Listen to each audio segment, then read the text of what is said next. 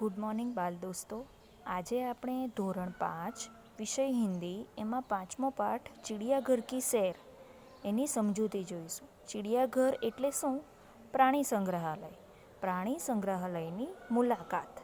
शुरुआत करिए. इस इकाई में चिड़ियाघर के कुछ जानवरों के बारे में बताया गया है. આ પાઠમાં પ્રાણી સંગ્રહાલયના અમુક જાનવરો વિશે વાત કરી છે. शुरुआत करिए. कल गीता अपने दादाजी के साथ चिड़ियाघर गई थी. काले गीता एना दादाजी साथे प्राणी संग्रहालय में गई हती. उसने देखा कि शेर के पिंजरे के पास बहुत भीड़ थी. एणे जोयु के शेर एटले सिंह.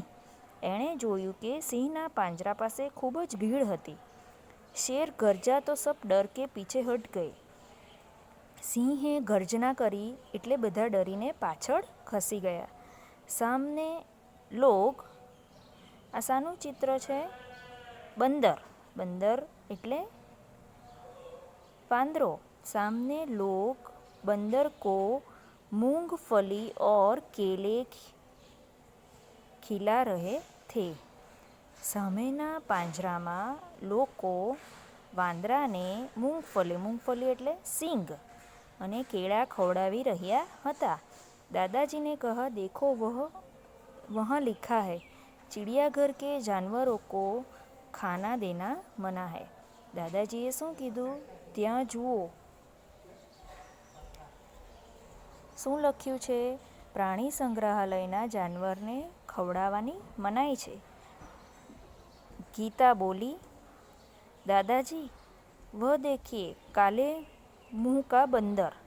दादाजी ए जुओ काड़ा मोड़ा वाड़ो वांदरो.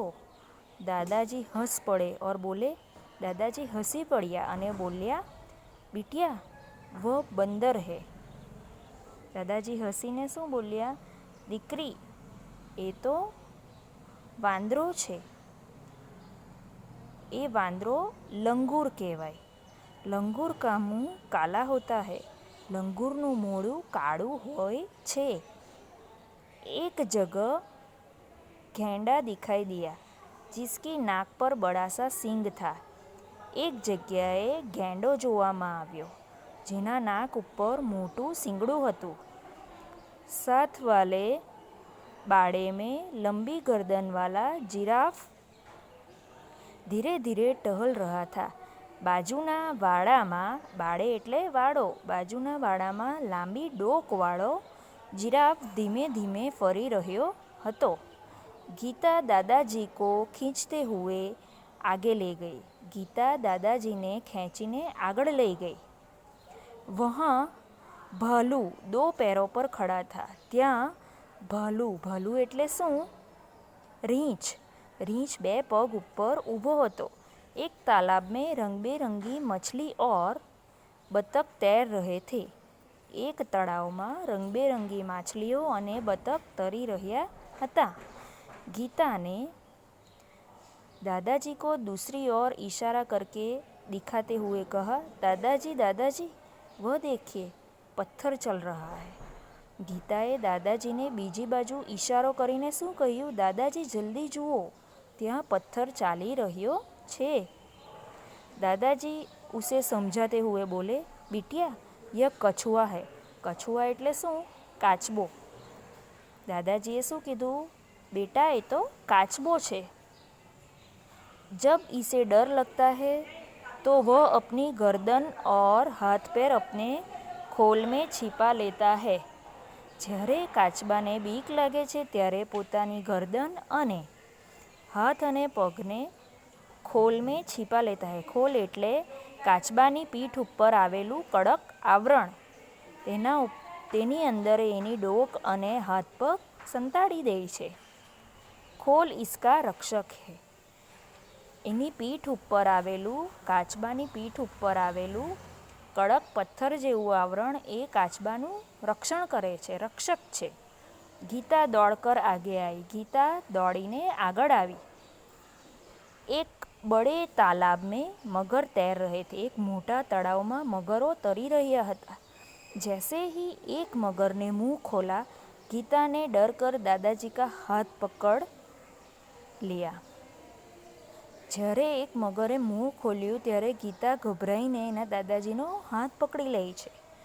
कुछ और आगे एक बड़ा सा पिंजरा था। थोड़ा આગળ ગયા ત્યાં એક મોટું પિંજરું હતું। उसमें बहुत सी गरिया थी, चकलियों। चकलीનું એક પિંજરું આવ્યું। गीता ने खुशी से ताली बजाई और कहा, वह देखो हरियल तोता। ગીતાએ જોરથી તાળીઓ પાડી અને કહ્યું, જો લીલા રંગનો तोता એટલે પોપટ। दादाजी ने कहा, हाँ, और उधर देखो वह सफ़ेद वाला विदेशी काकाकुआ है। શું કીધું દાદાજીએ કે ત્યાં જુઓ, ત્યાં સફેદ રંગનું વિદેશી પક્ષી છે જેનું શું નામ છે? કાકાકુઆ। इसे कातुआ कहते हैं। એને કાતુઆ પણ કહે છે। गीता चहककर बोली, दादाजी कुछ चिड़िया तो हमारे घर के पास भी दिखाई देती है, जैसे ગોરચા। અમુક ચકલીઓ આપણા ઘર પાસે પણ જોવા મળે છે। पिछले साल पिकनिक पर हमने बाग में नाचता हुआ मोर भी देखा था। ગીતા શું કહે છે કે ગયા વર્ષે અમે પિકનિક પર બાગમાં મોર કળા કરતો હતો, નાચતો હતો, એ જોયો હતો। दादाजी ने गीता को बताया कि सबसे बड़ा पक्षी शुतुरमुर्ग है। દાદાજીએ ગીતાને શું કહ્યું? સૌથી મોટું પક્ષી શુતુરમુર્ગ એટલે શાહમૃગ હોય છે। वह देखो शुतुरमुर्ग पेड़ की छाया में खड़ा है। એ જો શાહમૃગ ઝાડની છાયામાં ઊભેલું છે। चिड़ियाघर में हाथी और ऊँट की सवारी भी कर सकते हैं। प्राणी संग्रहालयમાં हाथी અને ऊँटની सवारी પણ કરી શકીએ છીએ। सामने आइसक्रीम का एक ठेला था। સામે આઈસ્ક્રીમની એક ઠેલા એટલે દુકાન હતી। दादाजी ने अपनी लकड़ी टिकाई और गीता के लिए आइसक्रीम खरीदी। દાદાજીએ પોતાની લાકડી ટેકવી અને ગીતા માટે આઈસ્ક્રીમ ખરીદ્યું। अब तक दोनों थक चुके थे। અત્યાર સુધી બંને દાદાજી અને ગીતા થાકી ગયેલા હતા। वे चिड़ियाघर के दरवाजे से बाहर आए। એઓ चिड़ियाघરના દરવાજાની બહાર આવ્યા। बस पकड़ी और अपने घर आ गए। बस पकड़ीने પોતાના ઘરે આવી ગયા।